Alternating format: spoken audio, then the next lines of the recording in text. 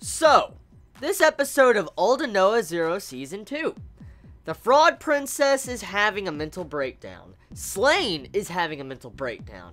Inaho's eye is starting to cause brain damage. And the princess remembers what happened.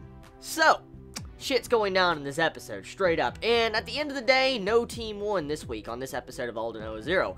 So, here's the thing. With this episode of Aldnoah.Zero Season 2, the first half of the episode focuses on the battle segment that we were left on in the last episode, with the floating fortresses just coming down onto Earth, with those two coming in, the atomic explosion, mushroom cloud, and all that. Pretty much the first half of the episode focuses on that fight. Now, before I dive in and talk about the little details of it, I just want to say, I could see how a lot of people walking into this episode could slightly be upset with that first half. Let me explain why.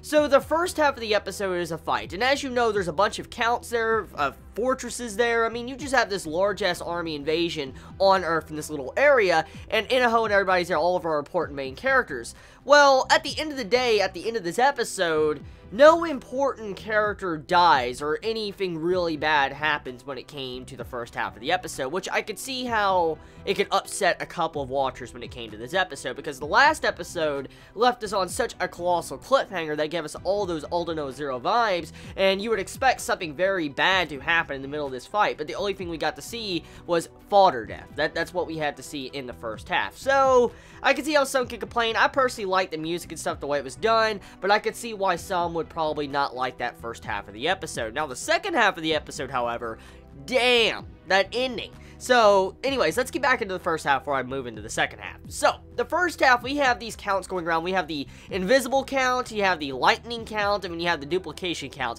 What's even more ironic is that Inaho and everybody was calling these different counts by their abilities. They weren't even calling them by their names. They weren't trying to classify them as different names. They were just saying, oh, lightning. Lightning's coming after us, invisibility's coming after us, and duplication's coming after us. So, like, they didn't even give these counts proper names. They just gave them lightning and stuff. So, you know what? I'm just gonna call them lightning, invisible, and, you know, duplication too. I guess, I mean, it's a lot easier, because I'm not gonna remember all the counts' names, because, damn, their names are just exotic at some points. So, here's the thing. These different counts come in, they are just wrecking everybody, destroying different fodder people in the first half of the episode, and you see how eventually they hurt the Aldnoah ship that flies the sky. I think Deucalion, I think that's how you pronounce it. They hurt the ship, and you see how the ship's, like, sensors and stuff goes down, and Inaho has to use his eyesight to be able to navigate the ship to the proper path to stay out of enemy eyesight radars and stuff like that.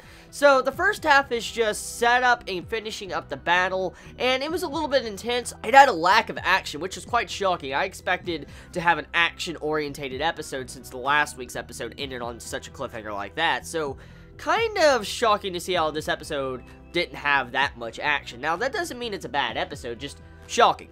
Now, the second half of the episode, this is when the real beef of the episode really starts to play a major part. Inaho's eye is starting to affect him, and it was revealed in the last episode that his eye will start to affect him and giving him brain damage and stuff like that. This was already been mentioned, and this pretty much sets up to where Inaho most likely is going to die at the end of Aldnoah.Zero, but we know for a fact that maybe Inaho is probably going to kill Slaine before that happens. But we do know that the repercussion is starting to happen. Inaho is getting worse because he's using his eye, and he's like holding his eye and he's like, damn it, like you can see how he was really hurting in that section of the episode. So we'll have to see where it goes from there. Now, we get to see the mental breakdown of two characters in this episode, the Fraud Princess and Slaine.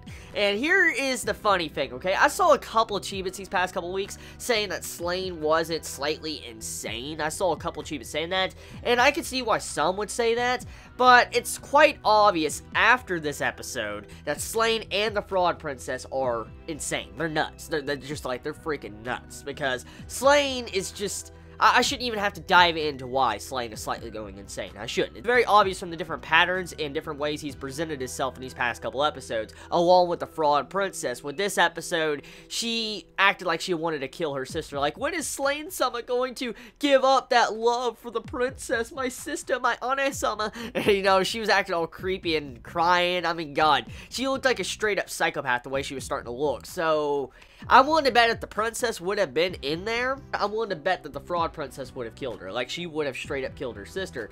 Now, that is leaving us on a very interesting question, because at the end of the episode, the princess regains her memories, thanks to the count that went down on Earth and thankfully met Inaho and got back in time to speak with the princess, or the Princess El Dorito. He gave this necklace back to the princess.